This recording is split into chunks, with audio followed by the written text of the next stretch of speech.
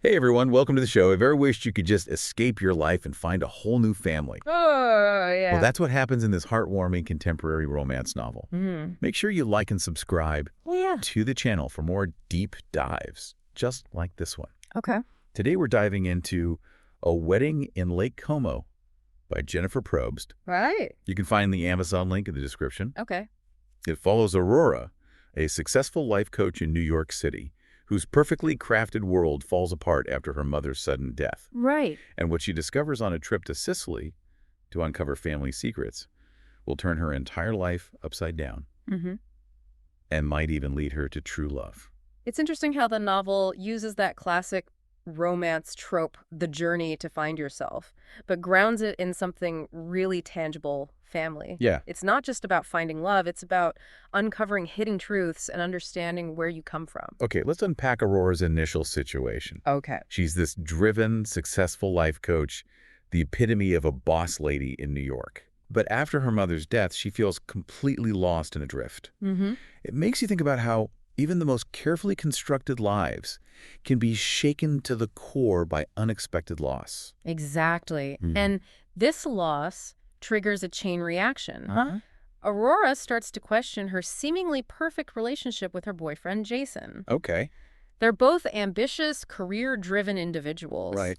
But is that enough to build a lasting partnership on? That's a question a lot of us grapple with, right? Especially in a society that often prioritizes achievement over genuine connection. Yeah. And then comes the bombshell. Yeah. Aurora takes a DNA test and discovers a whole network of family she never knew existed in Sicily.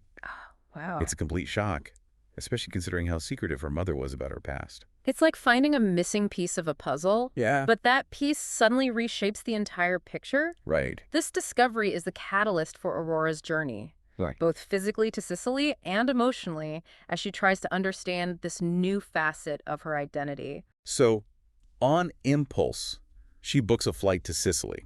Wow. What would you have done in that situation? I think a part of me would be terrified, but also undeniably curious. I can relate to that. Yeah. It's that push and pull between the familiar and the unknown. Right. And for someone like Aurora, who thrives on routine and control, this impulsive decision speaks volumes about how deeply she needs to make sense of this new information. And Sicily is a complete culture shock for her. Oh, yeah. Coming from a fast-paced, individualistic New York lifestyle, she's thrown into the warmth and chaos of a large, close-knit Sicilian family. Okay. It's a world where traditions reign supreme, Right. especially around food and family gatherings.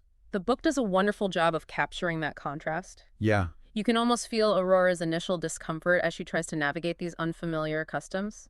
It's humorous at times, but Yeah. it also highlights a universal experience, that feeling of being an outsider trying to find your place. And through this cultural immersion, Yeah. she starts to piece together the puzzle of her mother's past. Okay. We learn about Serafina's rebellious spirit, her decision to leave Sicily, and the reasons behind her silence. Right. It adds another layer of complexity to their mother-daughter relationship, don't you think? Absolutely. It's Yeah. like Aurora is getting to know her mother for the first time, even Right. though she's gone. Yeah. And through Serafina's choices, Aurora starts to understand the sacrifices her mother made and the weight of family secrets. It's also where the romance with Quint begins to blossom. Oh. He's this charming local who becomes Aurora's guide, Okay. not just to the physical landscape of Sicily, but also to the intricacies of her newfound family and their traditions. Quint is more than just a love interest, though. Right. He represents a completely different way of life, Okay. one that values connection, tradition, and living in the present moment. Yeah?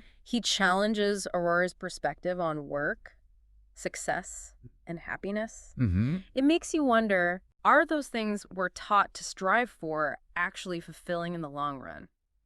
It's a question Aurora is forced to confront as she spends more time with Quint and immerses herself in Sicilian culture. Right. The contrast between her life in New York and her experiences in Sicily becomes increasingly stark. It's like she's standing at a crossroads, Yeah. trying to decide which path to take. And it's not just a choice between two places, is it? Right. It's a choice between two ways of being, two sets of values. Yeah. It's about figuring out who she really is and what truly matters to her. That's a really insightful way to put it. Thanks. And this internal conflict is only heightened by her growing feelings for Quint, which are undeniable, Right. but also complicated by her grief and the uncertainties of her future. Right. It's that classic romance dilemma. Yeah. Can you open your heart to love when you're still figuring out your own life? And how do you reconcile two such different worlds? Exactly. It's a question we'll explore further as we dive deeper into the story in part 2. Sounds good. Welcome back.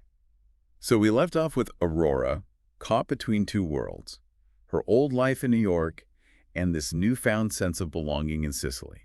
Yeah, and her feelings for Quint are definitely heating things up. Right. But she's still grappling with a lot of emotional baggage. Which is completely understandable. She's experienced a significant loss, uncovered family secrets, Right. and is questioning everything she thought she knew about herself and her future. And let's not forget about Jason. He's back in New York, completely oblivious to the transformation Aurora is undergoing. Right. Their phone conversations become increasingly strained, highlighting the growing distance between them. It's like they're speaking different languages at this point. Uh-huh. Jason is all about goals, achievements, and external validation, while Aurora is starting to crave something deeper, a connection that goes beyond surface-level compatibility. And this shift in her perspective is largely influenced by her experiences in Sicily. Remember those vibrant descriptions of the food, the family gatherings, the emphasis on tradition? It's not just a backdrop for the romance. Right. Fundamental part of Aurora's journey. Absolutely. Right. Jennifer Probst does a brilliant job of weaving those cultural details into the narrative. Yeah. Food, in particular, becomes a powerful symbol of love, family, and connection. Oh, yeah. That scene where Aurora tries to refuse the bread at her grandmother's dinner, Oh, I remember that. it's hilarious, but it also reveals how deeply ingrained those traditions are. It's such a small moment, Yeah. but it speaks volumes about the importance of sharing and showing respect in Sicilian culture. Yeah. And for Aurora, who's used to a more controlled, individualistic approach to life, it's a real eye-opener. Right. It forces her to loosen up, to let go of her need for control, and to embrace a different way of being. It's a reminder that sometimes the most profound lessons come from unexpected sources. Yeah, and as Aurora immerses herself in these new experiences, she starts to uncover more about her mother's past. Those conversations with her aunt and grandmother reveal that Serafina wasn't just a quiet, reserved woman. Right. She had a rebellious streak, a thirst for adventure. And a deep capacity for love. That's what I found so fascinating about Serafina's story. She broke free from the expectations of her family and her culture to pursue her own happiness. Yeah. It's both heartbreaking and inspiring, especially considering the consequences of her choices. It adds another layer of complexity to the mother-daughter dynamic. Uh, Aurora, who initially saw her mother as a somewhat distant figure, right. starts to understand the sacrifices Serafina made and the reasons behind her silence. She's finally getting to know her mother as a whole person and flaws and all. And it's through those revelations that Aurora starts to connect with her cousins. Yeah. Particularly Katina and Teresa. They become her confidants, her guides, and her cheerleaders as she navigates this emotional roller coaster. It's beautiful to see that female bond develop. Right. They share stories, they offer support, and they challenge each other's perspectives. It's a reminder of the power of female friendships, especially during times of transition and uncertainty. And speaking of support, we can't forget about Quint. His role in Aurora's journey is so crucial. He is. He's more than just a romantic interest. Right. He's a mirror reflecting back to her a different way of life, a different way of thinking. He encourages her to slow down, Yeah. to appreciate the beauty of simple moments, Huh? to find joy in connection rather than achievement. Mm-hmm. He doesn't try to change her, he simply offers her a different perspective. And he does it with such warmth and understanding. Remember that scene where he takes her to Castello Incantato, the Enchanted Castle? Oh, yeah. And tells her the story of Filippo Bentivegna, the artist who created it. It's such a powerful metaphor for Aurora's own journey. It is Filippo. Like, Aurora was an outsider who found solace in his art, pouring his heart and soul into creating something beautiful. Right. And Quint's explanation of Filippo's work, that he focused on sculpting heads because the eyes are the windows to the soul, it resonates so deeply with Aurora's own quest for self-discovery. It's like Quint is gently guiding her to look inward, to examine her own heart and soul. Exactly. And as their connection deepens, the cracks in Aurora's relationship with Jason become more apparent. Yeah, their conversations feel forced, their priorities misaligned. There's a scene where Aurora is talking to Jason on the phone, and she's surrounded by her Sicilian family, all laughing and sharing stories. The contrast is stark. Oh, wow. It's clear that she's craving that sense of warmth and connection, something that's missing from her relationship with Jason. Right. And that realization leads to a major turning point. Yeah? Aurora breaks up with Jason. Which, let's be honest, was inevitable. It was. They were on different paths, heading in different directions. Exactly. And while it's a painful decision, it's ultimately a liberating one. It frees Aurora to embrace her feelings for Quint and to fully immerse herself in the Sicilian way of life. She extends her stay to attend Magda's wedding, participates in the pre-wedding traditions, and even starts to connect with her grandfather on a deeper level. That scene where they have a heart-to-heart conversation about Serafina is incredibly moving. You can see how Aurora's presence has softened her grandfather's heart, allowing him to finally express his regret and grief over losing his daughter. It's a beautiful moment of reconciliation. It is. And a reminder of the healing power of forgiveness. But Aurora's journey isn't over yet. She's still wrestling with insecurities, fears about her future, and her growing feelings for Quint, who remains a bit of an enigma. That's what keeps us hooked, right? The anticipation, the uncertainty, the desire to see how it all unfolds. Okay. And that's where we'll leave off for now. Make sure to tune in for part 3, where we'll delve into the final chapters of A Wedding in Lake Como and discuss the satisfying conclusion to Aurora's journey. Welcome back to the show. It feels like we're right there with Aurora, doesn't it? Standing on the precipice of a major life change. Yeah, she's at a crossroads. Right. She's broken free from her old life in New York, but her future in Sicily is still uncertain. And her career as a life coach has completely imploded. All those carefully crafted plans up in smoke. It's like the universe is clearing a path for something new.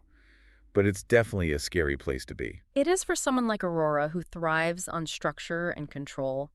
This is where the theme of surrender comes into play. She has to let go of her need to orchestrate every aspect of her life and trust that something better is waiting on the other side. It's a powerful message for anyone who's ever felt stuck or afraid to embrace change. Yeah. And amidst all this turmoil, there's Quint, steady, patient, and completely smitten with her. He really is. He's the embodiment of that grounded Sicilian energy, isn't he?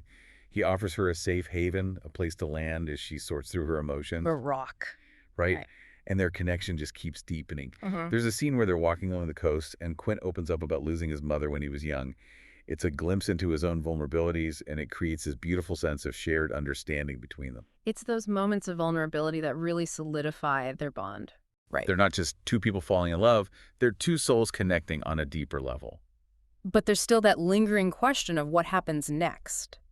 Can they bridge the gap between their two worlds?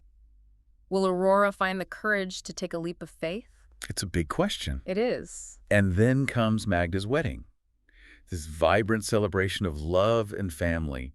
It's like a culmination of everything Aurora has come to appreciate about Sicilian culture. She's radiant, dressed in that gorgeous coral necklace Quint helped her choose. And as she witnesses Magda and her husband exchanging vows, she has this epiphany. Right.